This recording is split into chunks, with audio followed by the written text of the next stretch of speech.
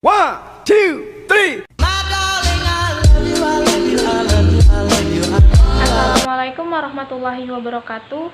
Perkenalkan, nama saya Arinda Dwi Madani dengan NPM 2040605081. Saya dari Fakultas Keguruan dan Ilmu Pendidikan, jurusan Pendidikan Guru Sekolah Dasar, Universitas Borneo Tarakan. Di sini saya akan menjelaskan materi dengan judul komunikasi email. Komunikasi adalah suatu proses ketika seseorang atau beberapa orang, kelompok, organisasi, dan masyarakat menciptakan dan menggunakan informasi agar terhubung dengan lingkungan dan orang lain. Atau komunikasi biasa kita sebut dengan interaksi. Selanjutnya, pengertian email.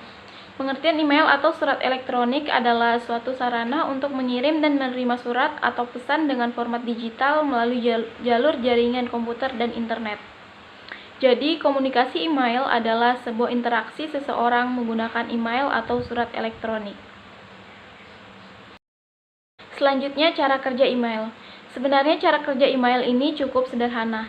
Sama seperti ketika kita menulis surat kepada orang lain, bedanya dengan email kita bisa mengirim pesan lebih cepat dan dapat disertai dengan file tertentu yang ingin kita kirim juga. Berikut ini adalah proses cara kerja email secara singkat.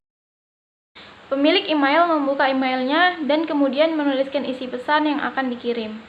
Selanjutnya, pengguna email tersebut memberikan instruksi pada aplikasi email untuk mengirimkan pesan pada alamat email lainnya. Email server akan mengidentifikasi alamat email tujuan lalu mengirimkan pesan tersebut ke email server lain yang lokasinya dekat dengan alamat tujuan. Terkadang sebuah email dikirim melalui beberapa email server, tergantung rute yang dilaluinya ketika pesan email terkirim ke alamat email penerima. Maka isi pesan tersebut tersimpan di email server hingga si penerima membukanya.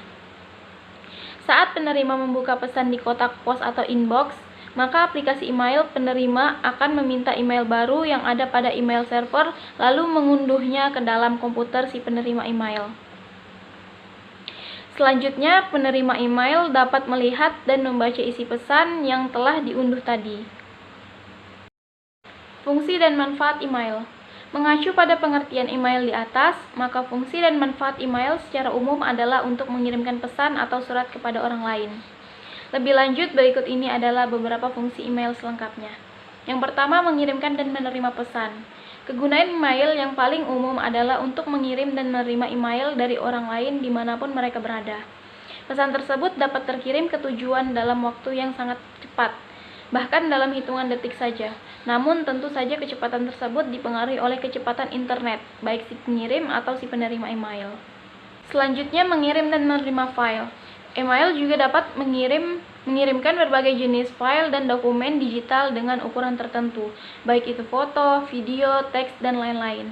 Biasanya file tersebut ditambahkan di dalam lampiran atau attachment pada email. Selanjutnya, sebagai identitas diri. Email juga berfungsi sebagai identitas diri di internet di mana orang lain dapat menghubungi pengguna email melalui alamat email pemiliknya.